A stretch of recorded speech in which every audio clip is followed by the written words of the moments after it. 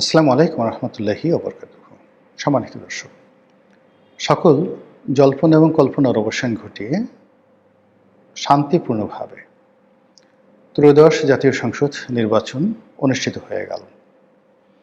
আমরা যারা রাজনীতির বিশ্লেষক ছিলাম এবং আমাদের যাদের একেবারে খুব সাধারণ জ্ঞান, যেমন আইনশৃঙ্খলা, তারপর পুলিশের মনোবল, ডক্টর মোহাম্মদ ইউনূসের যে অতীত কর্মকাণ্ড, বিএনপির দুর্বল সাংগঠনিক ব্যবস্থা, মানুষের মধ্যে অভাব অভিযোগ, অধৈর্যতা ইত্যাদি বিভিন্ন বিষয়ের সঙ্গে সঙ্গে ইসলামপন্থী গ্রুপের উত্থান, পাকিস্তানের উপস্থিতি, আমেরিকার যে ডিপ স্টেট পলিসি, এই বিষয়গুলো যখন আমরা চিন্তা ভাবনা করতাম, তখন আমাদের প্রায় সবার কাছে মনে হতো যে একটি শান্তিপূর্ণ নির্বাচন অসম্ভব একটি বিষয়।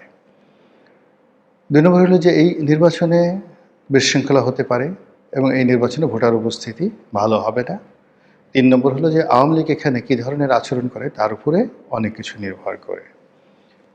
তো এই কথাগুলো আমরা বলতাম, অনেকেই বলতাম, আমিও বলতাম, কিন্তু তার সঙ্গে সঙ্গে আমি আবার অন্য কথাগুলো বলতাম, যে কথাগুলো ছিল যে নির্বাচনে মিরাকেল কিছু ঘটে যেতে পারে। আমাদের দেশে প্রায় মিরাকেল কিছু ঘটে।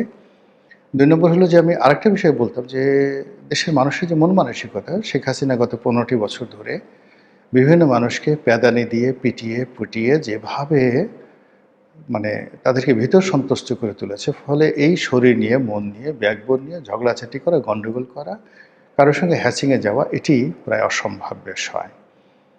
৩ নম্বর হলো যে তরুণ ভোটার যারা জেএনজি, যারা ভোট দেয়নি, এবং নারী ভোটার যারা আছে, তারা ভোট কেন্দ্রে যদি উপস্থিত হন তাহলে সেই ভোটের সমস্ত ফলাফলগুলো উল্টে যাবে। এর কারণ হলো যে আমাদের তরুণ জেনারেশন যাদের বয়স ৩০ বছরের নিচে, আমি গত ১৫ দিন যাবত প্রায় টক শোতে বলছি যে এদেরকে আমরা রিড করতে পারছি না।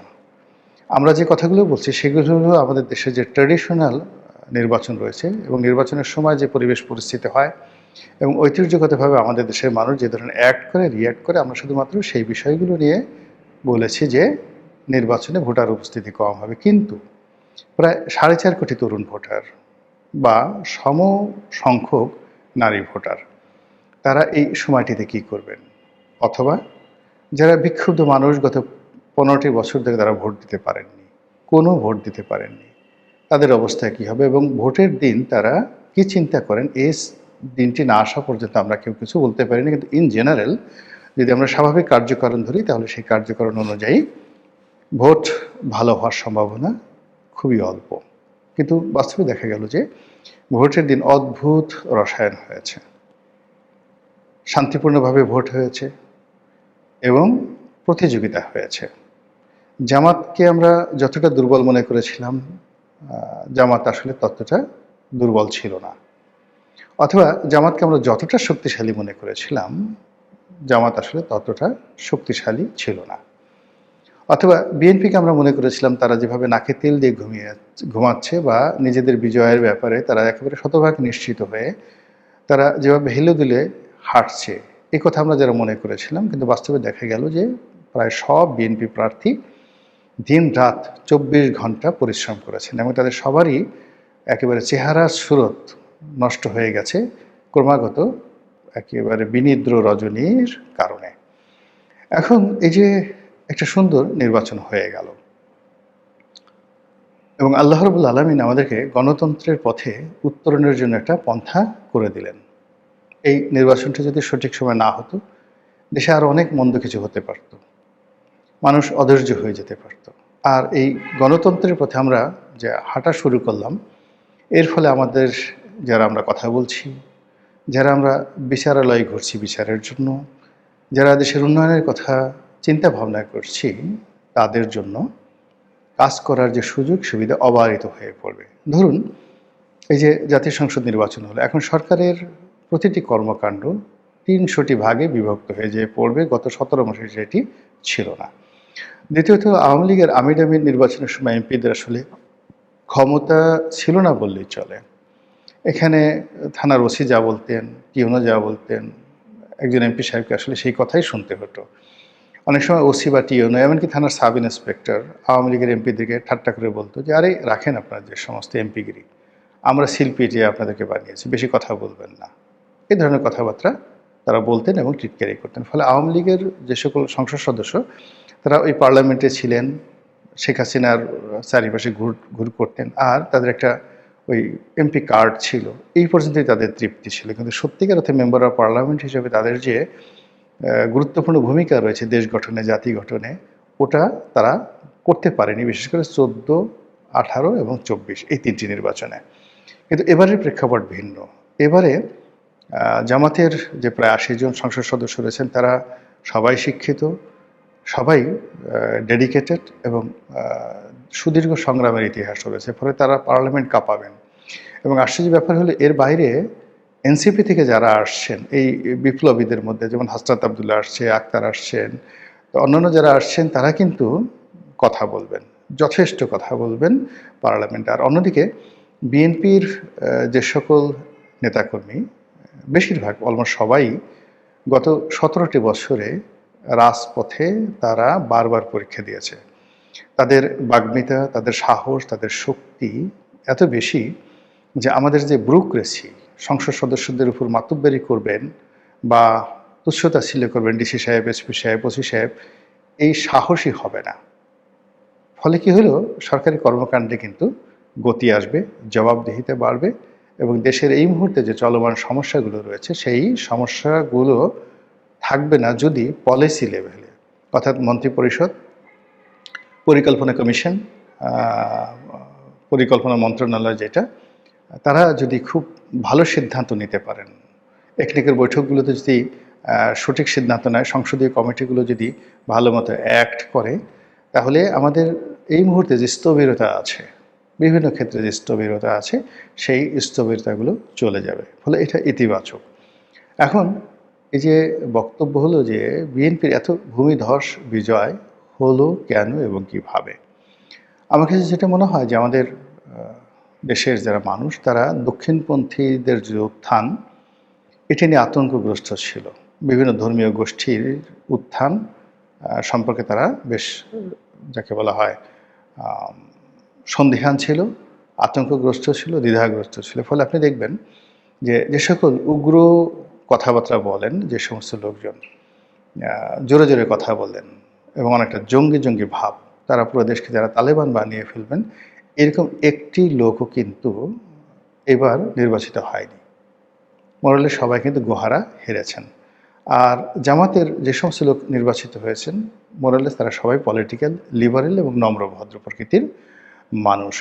দ্বিতীয়ত হলো যেখানে একেবারে শেষ মুহূর্তে নারী নীতি নিয়ে বা নারীদেরকে নিয়ে যে সকল কথাবার্তা জামাতের পক্ষ থেকে বলা হয়েছে বা প্রচার করা হয়েছে, সেইগুলো নারীদের মধ্যে ভীষণভাবে নেতিবাচক প্রতিক্রিয়া তৈরি করেছে এবং যারা নারী সমাজ আছেন আমাদের, ডমিনেট করেন বিভিন্ন বিষয়, তো তারা এই নির্বাচনে কিন্তু ডমিনেট করেছে। এবং নির্বাচনের পরে অনেক মহিলাকে দেখলাম যারা খুব আধুনিক জীবনযাপন করেন, কর্মজীবী মহিলা, বড় বড় অফিস চালান, এনজিও চালান, টেলিভিশন চালান, মিডিয়া চালান। তো যাদের সঙ্গে কথা হলো তারা সবাই বলার চেষ্টা করলেন যে আমরা ঈদের আনন্দ উপভোগ করছি, আরও কয়েকদিন আমরা এই আনন্দ উৎসব করবো, জামাত যে আসেনি এজন্য আমরা খুব খুশি। তো বোঝার চেষ্টা করুন যে নারীদেরকে নিয়ে যে সকল কথাবার্তা আসলে বলা হয়েছে, যেগুলো জামাত আসলে প্রিভিলেজ দেয়নি, সেগুলো আলটিমেটলি বিএনপির পক্ষে চলে গেছে। এবং সর্বশেষ এখানে যেটা মনে হচ্ছে যে এখানে আওয়ামী লীগের যারা ভোটার আছে তারা ব্যাপক হারে বিএনপিকে ভোট দিয়েছে।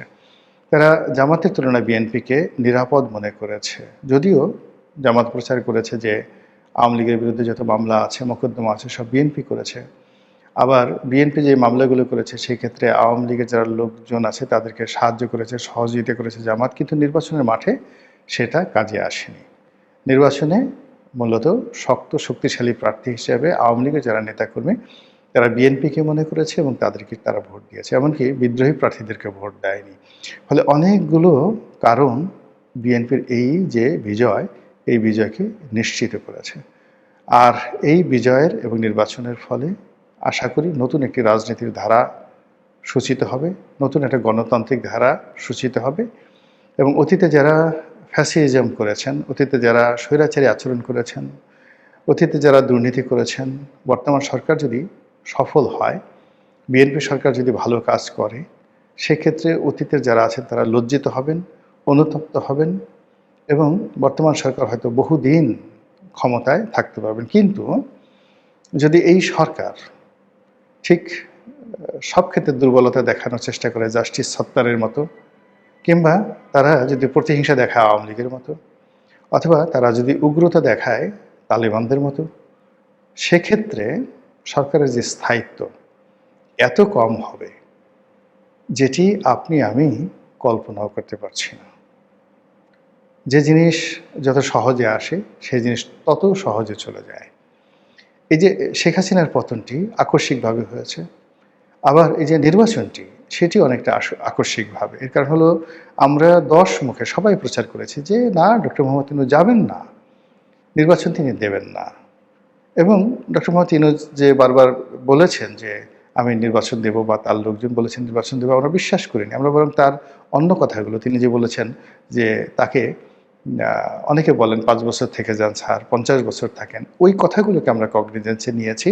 এবং তিনি গ্রামীণ ব্যাংকের ম্যানেজিং ডিরেক্টর পদে থাকার জন্য তার যে চেষ্টা তদবির ছিল, সেটাকে আমরা কগনিজেন্সে নিয়ে আমরা যে কথাবার্তা বলেছি, সেই কথার প্রেক্ষিতে যখন অলনে ছাড়েন, তারেক রহমান সাহেব এলেন, হাদি মারা গেল বা হাদিকে মেরে ফেলা হলো, তারেক রহমান সাহেব এলেন, বেগম জিয়া ইন্তেকাল করলেন, তারপর যেভাবে নির্বাচন হলো, এটাকে মনে হবে যে প্রকৃতি একটার পর একটা ঝড়ো হাওয়ার মতো ঘটিয়ে দিয়েছে আমাদের বাংলাদেশে। ফলে যারা পেয়েছেন তারা যদি এটাকে খুব আকস্মিক কোনো কিছু মনে করেন, তাহলে ভুল করবেন। এটা আল্লাহর দেয়া অত্যন্ত সম্মানিত নিয়ামত। সেই নিয়ামতটি তাদেরকে, যাকে বলা হয়, সম্মান করতে হবে, মর্যাদা দিতে হবে, ব্যবহার করতে হবে। আর সরকার চালানোর জন্য সমস্ত রাগ বিরাগের ঊর্ধ্বে উঠতে হবে। যোগ্যতম লোকদেরকে প্রয়োজনে বিদেশ থেকে ভাড়া করে আনতে হবে, প্রয়োজনে চুক্তিভিত্তিক নিয়োগ দিতে হবে। এমনকি ওই যে মন্ত্রী পরিষদে যারা মন্ত্রী হবেন, সবাইকে যে এমপি থেকে মন্ত্রী দিতে হবে, নট লাইক দ্যাট। এখন তাদের যেহেতু একটা ব্রুট মেজরিটি আছে, ফলে তারা যারা যোগ্যতম ব্যক্তি মন্ত্রণালয় চালাতে পারবে, এই ধরনের লোকদেরকে বেশি বেশি মন্ত্রণালয় চালানোর সুযোগ দিয়ে এমপিদেরকে অন্য কাজে ব্যবহার করার দিলে এই যে দেশের যে সমস্যা খুব দ্রুত তারা সমাধান করতে পারবে বলে আমি মনে করছি। নতুন সরকারের জন্য শুভাশিস, শুভকামনা। দেশের মানুষ সুখে থাকুক, শান্তিতে থাকুক, এবং যারা অন্যায় করেছে তারা অনুতপ্ত হোক, তারা পুনর্বাসিত হোক, এবং তারা আমাদের দেশের নাগরিক। তাদেরকে, যারা ভালো আছেন তাদের মধ্যে, তাদেরকে যেন আমরা দেশের প্রয়োজনে কাজে লাগাতে পারি। আল্লাহ আমাদের সেই উদারতা এবং তৌফিক দান করুন। আসসালামু আলাইকুম ওয়া রাহমাতুল্লাহি ওয়া বারাকাতুহু।